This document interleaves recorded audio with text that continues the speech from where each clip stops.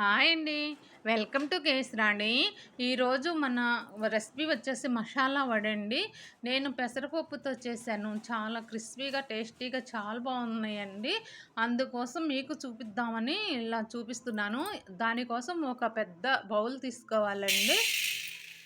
ఇక్కడ నేను గ్లాసు కొలత చూపిస్తున్నాను. నేను తీసుకున్న గ్లాస్‌తో 2 గ్లాసుల పెసరపప్పు అండి.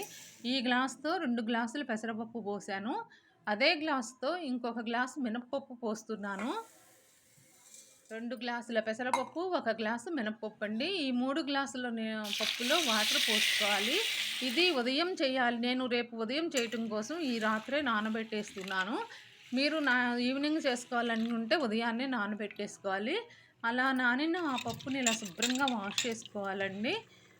మీరు గనక పొట్టుతేనే వాడుకోవాలి అనుకుంటే అలా కూడా శుభ్రంగా వాష్ చేసుకొని అందులో పప్పులో ఉండే మురికంతా పోయేలా శుభ్రంగా కడిగేసుకొని పొట్టుతేనే మిక్సీ పట్టేసుకోవచ్చు. నేను ఇక్కడ మీకు చూపించడం కోసం ఈ పొట్టు మొత్తం పోయేలాగా ఇలా కడిగి చూపిస్తున్నాను. లేదంటే యాక్చువల్లీ నేను కూడా పొట్టుతోనే వాడతానండి.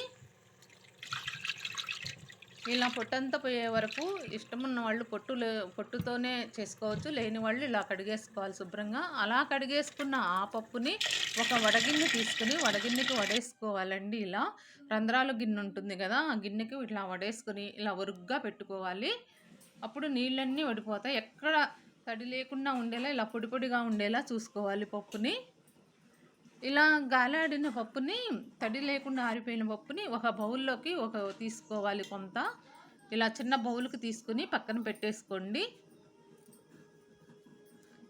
ఇప్పుడు మనం ఒక జారు తీసుకొని మసాలా రెడీ చేసుకుందాం. అందుకోసం 2 టేబుల్ స్పూన్లు ధనియాలు వేసుకోవాలి. ఒక 2 ఇంచులు అల్లం ముక్కలు వేసుకోవాలి. ఒక 10 వెల్లుల్లి రెబ్బలు వేసుకోవాలి. ఒక 5, 6 ఎండుమిర్చి వేసుకోవాలి. వీటిని చిక్కగా మిక్సీ పట్టుకోవాలి. ఇలా పొడి పొడిగా అయ్యేలా మిక్సీ పట్టుకోవాలండి. ఇలా రావాలి మెత్తగా. 2 టేబుల్ స్పూన్ల ధనియాలు, అల్లము, ఎండుమిర్చి, వెల్లుల్లి రెబ్బలు ఇలా మిక్సీ పట్టేసుకుని ఇప్పుడు ఇందులో మనం వడకట్టుకున్న పప్పు ఉంది కదా, ఆ పప్పుని ఇందులో కొంచెం కొంచెంగా వేసుకుంటూ, ఇప్పుడు నేను 3 గ్లాసుల పప్పు కదా 3 సార్లుగా వచ్చేలా మిక్సీ పడతానండి. ఇలా కొంచెం కొంచెంగా వేసుకుంటూ మిక్సీ పట్టేసుకోవాలి. అయితే చెక్కగా పట్టాలండి ఈ మిక్సీని. ఇలా చెక్కగా ఉండాలి, గట్టిగా ఉండాలి. ఇలా పిండి జారుడుగా ఉండకూడదు, ఇలా ముద్దలాగా గట్టిగా ఉండాలి వడకి. ఇదంతా ఒక బౌల్లో తీసేసుకొని మళ్ళీ మిగతా పప్పుని అలాగే వేసేసుకోవాలి.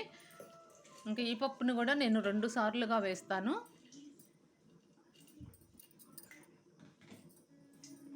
దీన్ని కూడా అలాగే మొత్తం చెక్కగా పట్టుకోవాలండి. మరీ మెత్తగా అయితే ఆయిల్ పీలుస్తుంది, వడ గట్టిగా రాదు, మెత్తగా అవుతుంది. ఇది కూడా తీసి ఒక బౌల్లో పెట్టేసుకొని మిగతా పప్పు కూడా పట్టేసుకొని ఇలా మొత్తం ఒక బౌల్లోకి తీసుకోవాలండి. ఇప్పుడు ఇందులోకి మనం పక్కన పెట్టుకున్న పప్పును పోసేసుకోవాలి.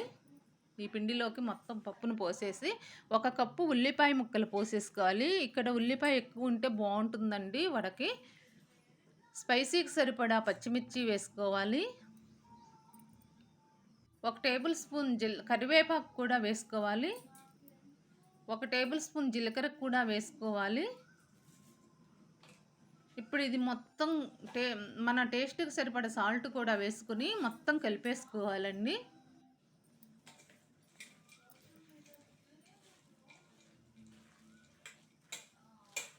ఇలా మొత్తం కలిసేలాగా మొత్తం కలిపేసుకోవాలి. ఇక్కడ ఒకసారి ఉప్పు చెక్ చేసుకోండి. ఉప్పు సరిపోకపోతే మళ్ళీ వేసుకోండి. నాకు ఇక్కడ సరిపోయింది. ఇప్పుడు ఇలా కలుపుకున్న ఈ పిండిని పక్కన పెట్టేసుకొని మనం స్టవ్ వెలిగించుకోవాలండి. ఇప్పుడు స్టవ్ వెలిగించుకొని ఒక కళాయి పెట్టేసుకోవాలి. ఇలా కళాయి వేడెక్కగానే డీప్ ఫ్రైకి సరిపడా ఆయిల్ పోసేసుకోవాలి. ఇక్కడ ఆయిల్ అలా వేడవుతూ ఉండగా మనం ఒక కవర్ తీసుకుని ఇక్కడ శుభ్రంగా వాష్ చేసుకొని కవర్ని ఇలా వేసుకొని మన పక్కన గ్యాస్ బండ మీద ఇలా వేసేసుకుని శుభ్రంగా తడుపుకోవాలండి. కవర్ని తడుపుకొని అక్కడ ఒక గిన్నెలో వాటర్ కూడా తీసుకోవాలి. ఆ వాటర్ ఎందుకంటే చేయి తడుపుకోవటానికి, కవర్ మీద చల్లుకుంటూ ఉండటానికి. ఇలా పిండిని ఉండలుగా పెట్టుకుంటూ ఉండాలి. మరీ ఎక్కువ పెట్టొద్దండి. కొంచెం కొంచెంగా పెట్టాలి. ఎందుకంటే మందంగా వస్తే మెత్తగా అవుతుంది వడ. పలసగా రావాలి. ఇలా కొంచెం కొంచెంగా పెట్టుకుంటూ, పలుసుగా చేసుకుంటూ, మీకేదన్నా వంకర పోయినట్లు అనిపిస్తే చుట్టూ అడ్జస్ట్ చేసుకోవచ్చండి. రౌండ్ షేప్ వచ్చేలా చేసుకుని, ఇలా ఇలా చేసిన వీటిని మధ్యలో రంధ్రాలులాగా పెట్టుకోవాలి.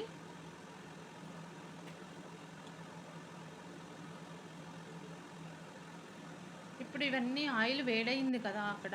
ఇప్పుడు ఇవన్నీ ఒక్కొక్కటిగా తీసుకొని ఆయిల్‌లో వేసేసుకోవాలండి. ఇక్కడ కొంచెం జాగ్రత్త అండి. చిన్న నిదానంగా వేసేసుకోండి. ఆయిల్ చేతుల మీద పడకుండా జాగ్రత్తగా వేసుకోవాలి.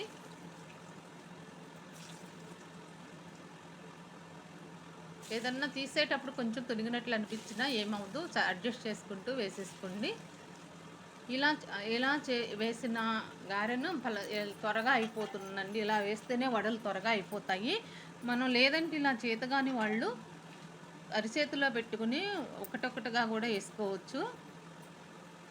ఇప్పుడు అవి వేసిన వెంటనే తిప్పొద్దండి. ఒక 1 మినిట్ అలా ఫ్రై అయిన తర్వాత ఇప్పుడు ఒక్కటొక్కటిగా పై భాగం అడుగు భాగం పైకి వచ్చేలా ఇలా తిప్పుకోవాలి. ఒకటొకటిగా తిప్పేసుకోవాలి.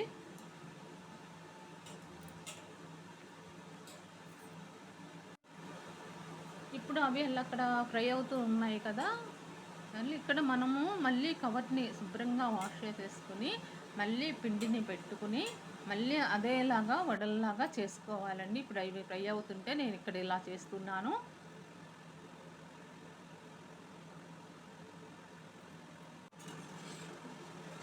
ఇలా బ్రౌన్ కలర్ వచ్చేలాగా ఇలా ఉండాలండి. చూసారా? ఇవి తీస్తుంటేనే క్రిస్పీగా ఎంత బాగా కనిపిస్తున్నాయో కలరు. చాలా బాగుంటాయండి ఈ వడలు. ఇప్పుడు మళ్ళీ ఈ చేసుకున్నవన్నీ అందులో